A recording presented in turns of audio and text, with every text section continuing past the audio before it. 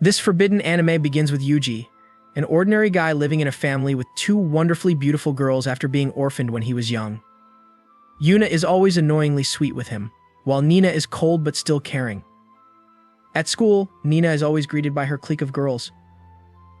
On the other hand, Yuna has a group of fanboys who constantly bow down to her and are jealous of Yuji because he gets to be with the girls even after school. Yuji and the girls have been close since their childhood, which is why he gets to see a different side of them. At school, Yuna is a lot more shy and quiet, while Nina is more outgoing and shows more kindness, probably because she's a high achiever, intellectual, and athletic. Despite being friends for so long, Nina still doesn't like how clingy and flirty Yuna is with Yuji. Even though he has a chance with either of the girls, Yuji is content with the kind of relationship he already has with them and doesn't really want to go any further with either. After classes ended, Yuna seemed to have disappeared. Nina tells Yuji that she still has extracurricular activities and he should find Yuna so they can go home together. As Yuji is walking away, he suddenly hears some random male student confessing to Yuna, who politely declines. She says she's in love with someone from a different school, which is why she can't go out with anyone. The incident surprises Yuji, who shows a little bit of jealousy. Although he immediately buries it deep inside his heart, it does make him wonder if he is actually in love with Yuna. When he arrives home, Yuji checks on Yuna and accidentally enters while she's in the middle of changing. Surprisingly, Yuna greets him like everything is normal, even when it's not. Yuji just wants to ask Yuna what she wants for dinner because Mira isn't home. However, as he tries to leave, he slips on a pillow on the floor. Yuna has Yuji lie on her lap to make sure he's okay, but he questions if she's okay with him lying on her lap if she already loves someone. Yuna reveals that Yuji is the guy she was referring to, but he's confused because they go to the same school. Suddenly, Yuna gives Yuji the biggest smooch of his life. She admits that she never planned to say anything about her crush on him because she was afraid of being hated, but Yuji says that would never happen.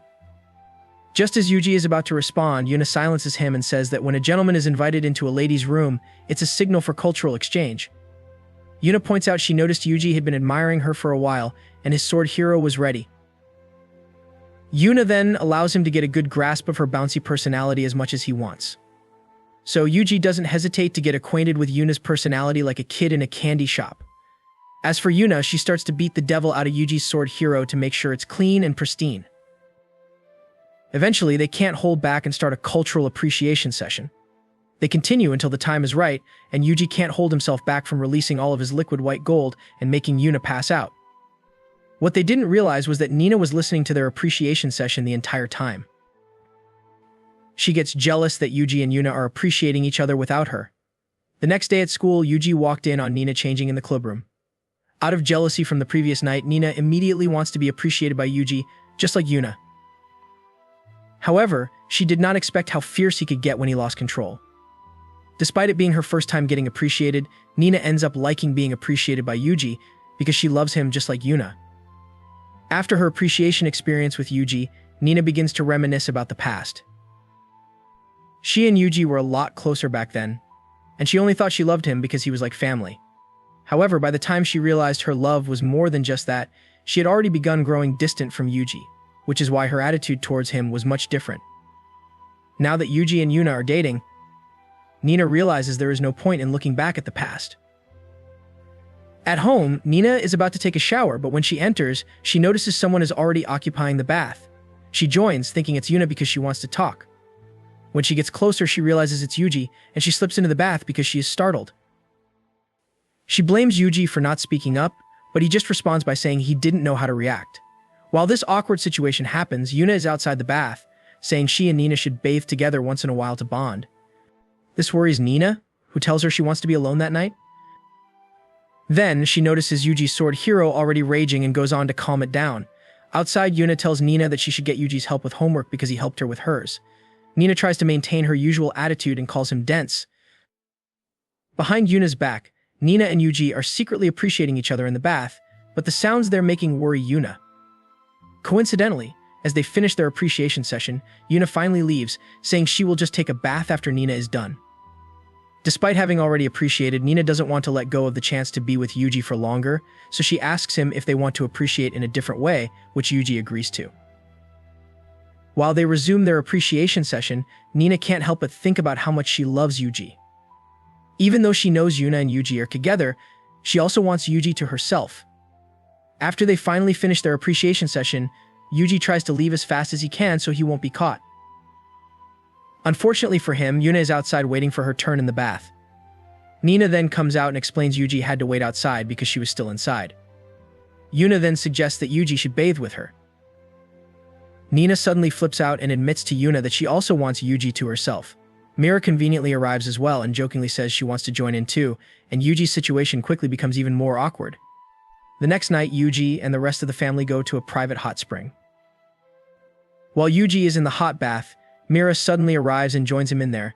Despite being his guardian, he still can't help but admire Mira's beauty. Noticing Yuji's sword raging, Mira immediately proceeds to calm it down by choking it with her underarms.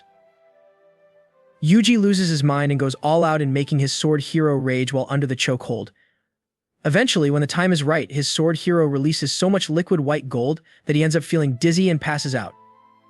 Weeks after Yuji was placed in a difficult position between all the ladies in his life, things got even worse when the grand festival arrived.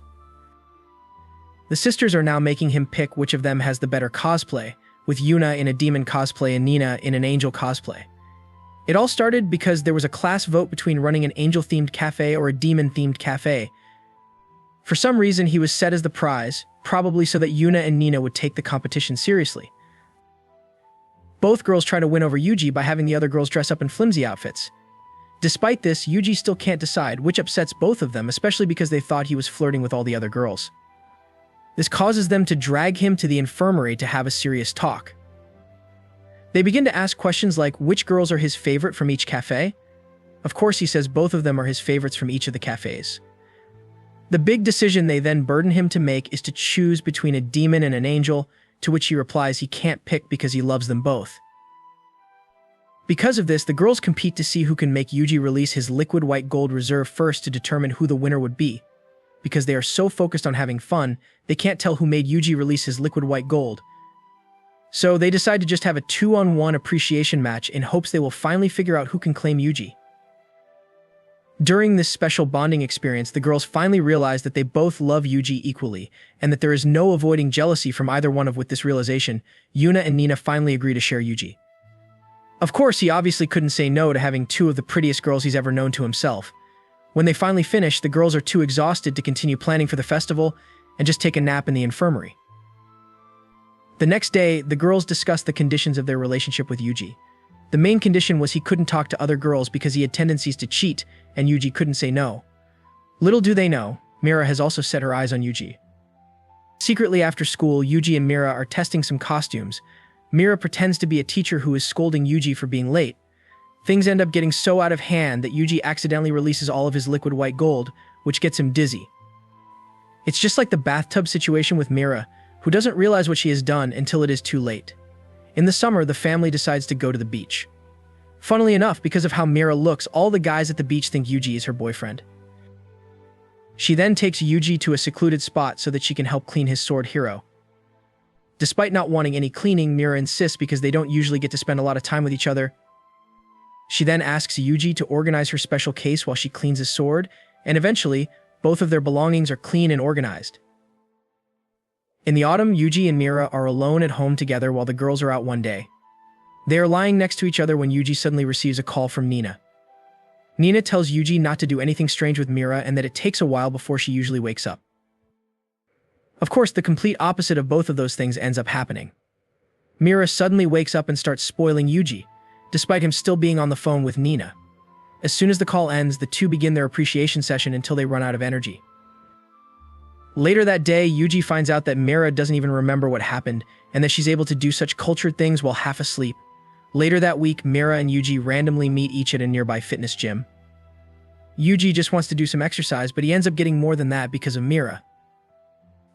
They find themselves appreciating each other in the shower until a staff member suddenly passes by to tell them the gym is closing. Mira answers the door and lies, telling the staff member that she was just doing some cool-down exercises, which makes the staff member apologize. Despite the staff member still being there, Yuji continues to appreciate Mira. The staff member worries but eventually leaves to stop being a bother. After that, Mira's swimsuit ends up getting stained. Yuji apologizes but MS. Mira says it was a convenient occurrence. This tips Yuji off that she can't swim, but she tells him to be quiet. During an after-party one night, Yuji and Mira are alone again. Mira notices Yuji keeps looking away from realizing the wedding ring she's still wearing is probably bothering him. She then allows him to remove it from her hand, which signifies she now belongs to him. Before they can start anything, Yuna and Nina suddenly arrive, and now Yuji has more girlfriends than you do. In the end, don't forget the like button and algorithm say you well like this video.